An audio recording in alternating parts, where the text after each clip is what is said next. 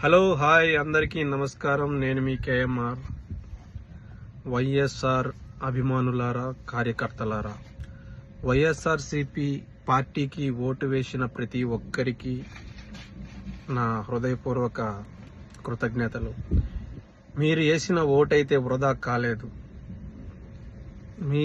మీ vote జగనన్నకి తోడుగా నిలబడింది. మనం ఇవాళ 11 సీట్లతోనే మనం ఇవాళ ప్రతిపక్షంలో ఉండొచ్చు, కానీ ఈ ప్రజలు ఇచ్చిన తీర్పు వెనకాల ఏదో దాగుంది. ఎక్కడో ఏదో చిన్న పొరపాటు జరిగింది. మన జగనన్న పరిపాలన తప్పు అని ఎవ్వరూ అంటలేరు. ఇవాల్టికి మీరు జనంలో వెళ్ళి అడిగితే ఖచ్చితంగా జగన్మోహన్ రెడ్డి సూపర్బ్ గా పరిపాలన చేశారు. ఎక్కడ లేని విధంగా రిఫార్మ్స్ తీసుకొచ్చారు. ఎక్కడయ్యా ఓడిపోయింది? మనం ఆల్రెడీ గెలిచే ఉన్నాం. మనం స్థాపించిన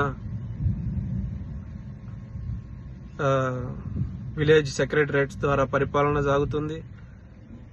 మన పథకాలను చెప్పుకొని గెలిచినాడు చంద్రబాబు నాయుడు. కేవలం మన పథకాలను చెప్పుకొని అమ్మఒడిని తల్లికి వందనంగా మార్చేసిండు. చేయూతనేమో మహాశక్తిగా, మహిళా శక్తిగా మార్చేశాడు. మనం ఇస్తున్న దానికంటే ఎక్కువ ఇస్తాననే లోపల ప్రజలు ఆటోమేటిక్ గా టర్న్ అయ్యారు. అది మనం తెలుసుకోవాల్సిన విషయం. 40% వైఎస్ఆర్సీపీకి ఓటింగ్ పడింది అంటే 10% మనం మిస్ అయింది. ఆ 10% కూడా మనకు ఎలా మిస్ అయిందంటే కొన్ని ఓట్లు గవర్నమెంట్ ఉద్యోగుల రూపంలో మిస్ అయినాయి. కొన్ని ఓట్లు మెగా డిఎస్సి నిరుద్యోగులు ఎవరైతే ఉన్నారో చంద్రబాబు నాయుడు చెప్పిన ఈ మాటలు నమ్మి కొంతమంది ఓట్లేశారు. కొంతమంది అయితే ఈ ఫ్రీ బస్సు, ఎంతమంది పిల్లలుంటే అంతమందికి అమ్మఒడి, సో ఇవి చూసి కొంతమంది మనం మిస్ అయిన 10% ఓట్ షేరింగ్ ఏదైతే ఉందో అది ఈ విధంగా మిస్ అయింది. ఆశతో, ప్రతి మనిషికి ఆశ ఉంటది కదా, ఓటర్ అనేవాడు ఆశావాది కదా, అట్లా ఈ ఆశతో ఆ 10% మన నుంచి పక్కకు పోయారు.